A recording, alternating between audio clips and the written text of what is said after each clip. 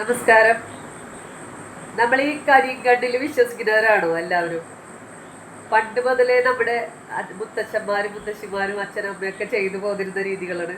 കടുക്, മുളക്, ഉപ്പ് എല്ലാം കൂടി ഇങ്ങനെ ഒഴിഞ്ഞിട്ട് തലയ്ക്ക് ചുറ്റിയിട്ട് എല്ലാവരും കരിങ്കണ്ണ് പോകാൻ വേണ്ടിയൊക്കെ ചെയ്യും. എന്തെങ്കിലുമൊക്കെ അമ്പലത്തിൽ പോയി വഴിപാടുകൾ ചെയ്യുക, അങ്ങനെയൊക്കെ ചെയ്യാറുണ്ടല്ലേ. അപ്പം അത് എല്ലാവരും പിന്തുടർന്ന് പോരുകയാണ് അത് ആ ആചാരങ്ങൾ. പക്ഷെ നമ്മൾ എന്തുകൊണ്ടാണ് അതിലൊക്കെ വിശ്വസിക്കുന്നത്? നമുക്ക് എന്തെങ്കിലും അനുഭവങ്ങളൊക്കെ വരുമ്പോഴല്ലേ നമ്മൾ അതിൽ വിശ്വസിച്ച് പോണത്. അപ്പം എത്ര വിശ്വാസമില്ലാത്തവരായാലും നമുക്ക് എന്തെങ്കിലും അനുഭവങ്ങൾ വരുമ്പോൾ നമ്മളതിൽ വിശ്വസിച്ച് പോകും. ഞാൻ യൂട്യൂബ് ചാനൽ തുടങ്ങിയ സമയത്ത് എൻ്റെ ചേച്ചി എന്നോട് പറഞ്ഞു, നീ ഇതുപോലെ വീഡിയോകളൊന്നും ഇങ്ങനെ ഇടല്ലേ, എനിക്ക് കരിങ്കണ്ണ് ഏൽക്കുമെന്ന് പറഞ്ഞു. അപ്പം ഞാൻ പറഞ്ഞു, എൻ്റെ കൈ മാത്രമേ ഞാൻ കാണിക്കുന്നുള്ളൂ, കരിങ്കണ്ണ് എൻ്റെ കൈ അങ്ങനെ ഭംഗിയുള്ള കൈയൊന്നുമല്ല, അപ്പം അതുകൊണ്ട് കരിങ്കണ്ണൊന്നും എനിക്ക് ഏൽക്കാൻ പോകണില്ല എന്നാണ്. അങ്ങനെ ഞാൻ ഒരു 2 ആഴ്ച കഴിഞ്ഞപ്പോൾ, ഈ ചാനൽ തുടങ്ങി 2 ആഴ്ച കഴിഞ്ഞപ്പോൾ എൻ്റെ പണി എന്ന് പറഞ്ഞിട്ടുണ്ടെങ്കിൽ കട്ട് കട്ട് പുട്ട് പുട്ട് കടുകുറ അതൊക്കെയുള്ള. അപ്പോൾ ഞാനാണെങ്കിൽ കുറച്ച് നാൾ കഴിഞ്ഞപ്പോൾ എൻ്റെ കൈമൊരു മുഴ വന്നു, കൈൻ്റെ വിരലിൻ്റെ ഇടയിലൊരു മുഴ വന്നു. അപ്പം ഞാൻ വിചാരിച്ചു ഇത് കുഴപ്പമില്ല, സാരമില്ല എന്നൊക്കെ വിചാരിച്ചു. പിന്നെ എനിക്ക് ഈ കടുക് ഇറങ്ങി പറ്റാണ്ടായി, കൈമ മുഴ വന്ന് അത് വലുതായി തുടങ്ങി. അങ്ങനെ അത് കട്ട് ചെയ്യാണ്ട് പറ്റുകയില്ല. അങ്ങനെ അത് കട്ട് ചെയ്ത് കഴിഞ്ഞ് പിന്നെ ഞാൻ ഈ കടുക് ഇറക്കി നിന്നില്ല. ഞാൻ വിചാരിച്ചു സ്ത്രീകൾക്കൊക്കെ ഇഷ്ടപ്പെട്ട വീഡിയോസൊക്കെ ഇടാൻ വേണ്ടിയിട്ട് നമുക്ക് സാരികളും അതൊക്കെ കാണിക്കാമല്ലോ.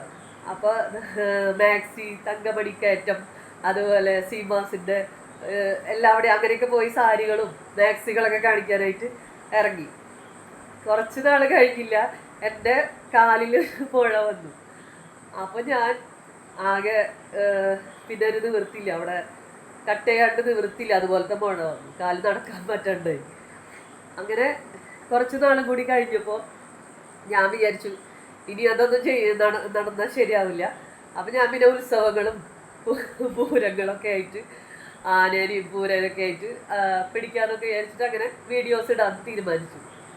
അങ്ങനെ ഞാൻ നടന്നു വന്നപ്പോൾ ആ കാലിൻ്റെ അവിടെ തന്നെ വീണ്ടും മുഴ വന്നു. അങ്ങനെ അതും കട്ട് ചെയ്യേണ്ടി വന്നു. അങ്ങനെ ഞാൻ വിചാരിച്ചു ഇതൊന്നും വേണ്ട, നമുക്ക് മോട്ടിവേഷൻ വീഡിയോ എന്തെങ്കിലും ചെയ്യാം, സംസാരിക്കാമെന്ന് വിചാരിച്ചു.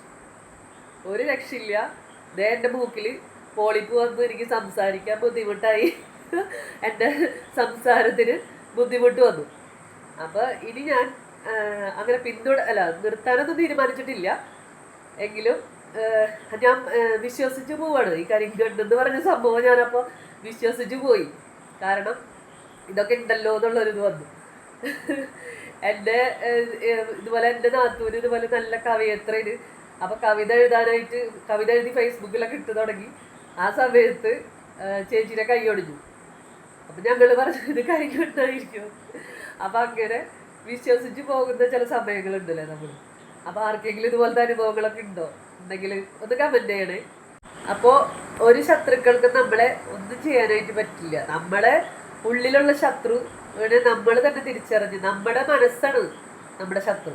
അപ്പം നമ്മൾ ആ മനസ്സിനെ ക്ലിയർ ചെയ്തിട്ട് നമ്മളെ പോസിറ്റീവ് എനർജി നിറയ്ക്കുക, അതുപോലെ നമ്മുടെ നെഗറ്റീവിനെ പുറന്തള്ളുക. അതാണ് ചെയ്യാനുള്ളത്. മറ്റുള്ളവരുടെ ശത്രു എന്ന് പറഞ്ഞിട്ട് നമ്മൾ അമ്പലത്തിൽ പോയിട്ട് ശത്രു സംഹാരം ചെയ്തതുകൊണ്ട് ഒരു ഗുണവുമില്ല.